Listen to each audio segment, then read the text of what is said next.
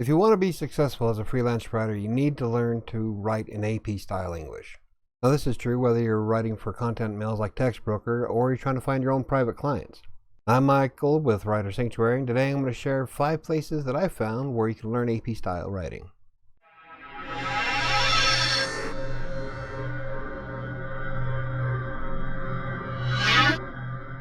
Before we get started, don't forget to hit the like button, and if you want to watch more videos about freelance writing and making money from home, hit the subscribe button. And if you have any questions or concerns and comments, you can reach me on social media. In order to get the most out of your freelance writing career, you need to learn how to write in AP style. It's quite a bit different than Oxford style, and in the beginning it took me a long time to work out all the kinks. And unfortunately, I can't remember all the places I went to learn how to write in AP style. Keep in mind, this was 7 years ago. For the most part, I just took what the Textbroker editors were telling me and just did a Google search. So like every time they pointed out serial commas, I just typed in AP style serial commas in Google. However, I did manage to find 5 places that I would use today if I needed help writing. And all the sites that I'm going to share, I'll leave a link in the description down below.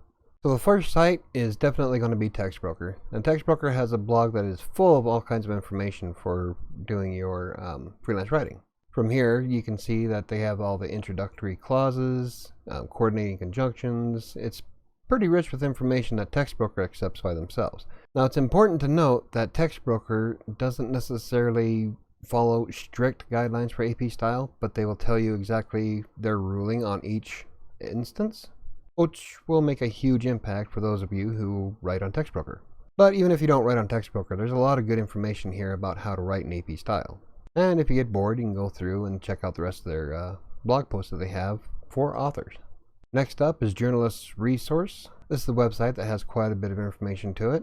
It's not nearly as in-depth as some of the other ones that I found, but it does go through and point out all of the things that you need to learn as for AP style. Especially this part here.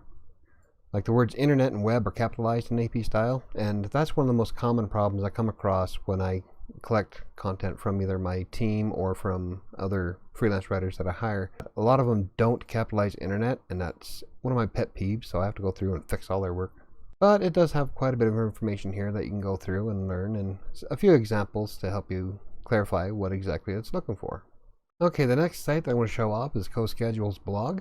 I use CoSchedule a lot for its headline analyzer tool, and I'm trying to convince my client into buying the social sharing app part of it. But anyway, CoSchedule has a lot of information on their blog, and in this instance it's the AP style cheat sheet, and it goes through a lot of different stuff. I mean, it covers an intense amount of information. Everything from, well, ages all the way down to technology terms, book and movie song titles. I mean, it's just full of information. And you can download the PDF, which I did, and that's this right here. And it goes through the same information that's on the website, just in a more condensed format. But if you want to read the entire thing, you can go to their website and read the whole blog. It's quite extensive. There is a lot of information here. And I like it because it also gives you examples of how things are supposed to be structured. So it's definitely worth a read. The next site that I want to point out is the Balanced Small Business. And they also have a Associated Press cheat sheet that you scroll down, and it'll give you some of the most prominent points for AP style writing, such as abbreviating junior and senior directly, and spell out the month. And the information that the balancedsmb.com website shows is pretty straightforward. Yeah, it doesn't mess around. You don't have to dig through information. It's pretty laid out well. So, and this is another one that has quite a bit to it. Probably more than the Associated Press website that I pointed out earlier. And the next one isn't necessarily a blog, but it is the flashcards that are available on Quizlet. Now this one is AP style writing, and you can see that you have consistency, and if you click the card, it'll give you the definition or the related information regarding consistency. So like if I was to go to the next one and say numbers, it would tell me all the different things for AP style writing for numbers. So spell out whole numbers below 10, including 0, use figures for 10 and above, and then it gives you examples of what it means.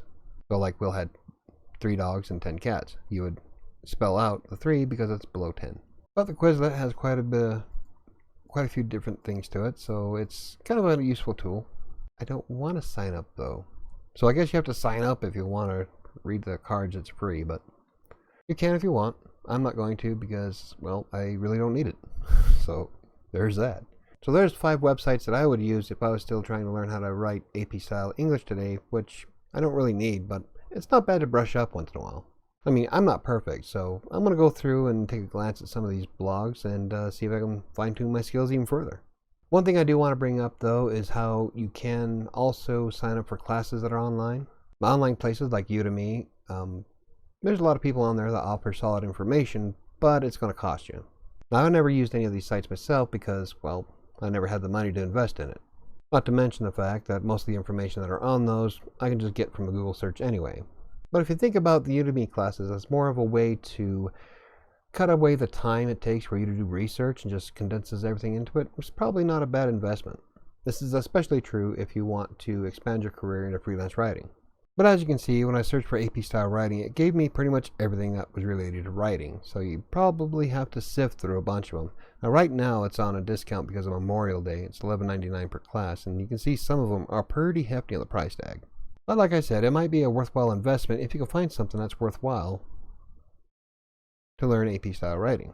But like I said, you'll have to sift through it to try to find something worthwhile, because most of it's going to be like nonfiction writing, writing with fantasy, novel writing, character development, stuff like that that you're not necessarily going to use as a freelance writer. But some of these other things like English writing skills, business writing, they might be worthwhile. Now I can't attest to how well these classes work because I've never used them myself. I am debating on signing up with a master class for my creative writing stuff, but that's not what we're here for today. So where are some of your favorite places to go for learning AP style writing? Leave them in the comments down below. I would love to expand my library of stuff.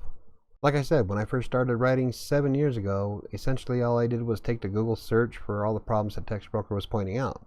And from there, I just kept developing my skills as time went on. But if you found the video informative, hit the like button. If you want to learn more about freelance writing, WordPress, or any of the other topics that I cover, hit the subscribe button. But that's going to do it for me today. I know it's a bit of a short one, but I am up to my ears in work. So have a wonderful rest of your day. I'll see you tomorrow.